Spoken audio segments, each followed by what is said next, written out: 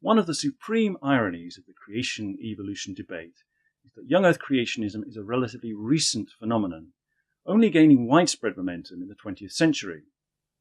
Young Earth creationism draws inspiration for its biblical literalism not from long-standing Christian tradition, but from a key phase in the history of science. And two linked developments in the 17th century are important here.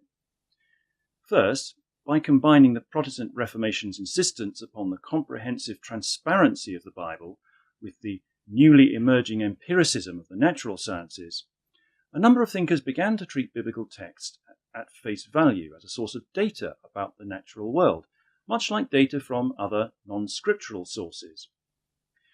Second, the age of the Earth and an account of its physical history became of special interest in this question. And the most celebrated attempt to date the Earth was that of Archbishop James Ussher, who in 1648 made use of biblical genealogies such as Genesis chapter 5, along with ancient Near Eastern texts and astronomical results, to calculate that creation had occurred on Sunday evening, 23rd of October 4004 BCE, and the flood on Sunday the 7th of December 2349 BCE. In the same way, early accounts of the physical history of the Earth took the biblical stories of creation and flood as providing reliable descriptions of what must have happened. Thomas Burnet's Sacred Theory of the Earth, published 1684, is notable for treating the biblical flood story in Genesis 6-9 not in terms of divine action, but in naturalistic terms. In this way, Burnet explained the form which the Earth has today, including the shape of its continents. And not only did Burnet set a trend in geological thinking for much of the next century, which saw the biblical flood as decisive in shaping the Earth we see now, well, his model is also essentially identical to that of contemporary young Earth creationism, as put forward in the seminal young Earth creationism text, The Genesis Flood, which was authored by John Whitcomb and Henry Morris, published in 1961. Well, going back to Burnet's model, the pre-flood Earth was totally smooth, but contained great underground cavities of water. These are the fountains of the great deep mentioned in Genesis 7, verse 11. And the flood was caused by these cavities being broken up. And when the waters had subsided afterwards, the present shape of the seas and continents was left. While this model flies completely in the face of mainstream geology today, thanks to those 1960 authors, Whitcomb and Morris, it's adhered to by millions of creationists worldwide.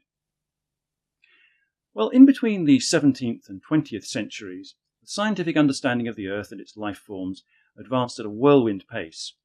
By the mid-19th century, developments in geology, paleontology and biology were indicating that the Earth was very old indeed, and that life had evolved over millions of years. These developments weren't especially troubling, however, for many conservative Christians who had found ways of harmonizing the new science with the Bible. So when faced with a biblical text like Genesis 1, which appears to insist that the physical universe was created in 6 days, many of these 19th century Christians took refuge in what's called the day-age theory, where each Genesis day was read as a figurative period, a much longer scientific period, perhaps millions of years. Or else they used the gap theory, where an immense time gap was understood to have occurred between God's creation of the universe in Genesis 1:1, that's the phrase "in the beginning," when God made the heavens and the earth, and then the 6 days described from verse 3 onwards. Well, these old earth creationist strategies, however, fell out of favour with many 20th century Americans who, when faced with new social pressures around what should be taught in high schools, preferred to adopt the most radical alternative to the mainstream scientific picture that we now call young earth creationism. The infamous Scopes trial of 1925 was a watershed here. The school teacher, John Scopes, was prosecuted by the state of Tennessee for teaching evolution in defiance of a state law prohibiting it. Well, the trial became something of a showcase for the creation-evolution debate, with the culpability of Scopes himself of less importance than the question of whether the Bible or modern science should take precedence in teaching about origins. The court proceedings were wide-ranging, concerning not so much the interpretation of the science, but the authority and interpretation of Scripture, and the wider impact upon ethical and political questions. In the event, the court found Scopes guilty, which had the effect of legitimating anti-evolutionary teaching for some time.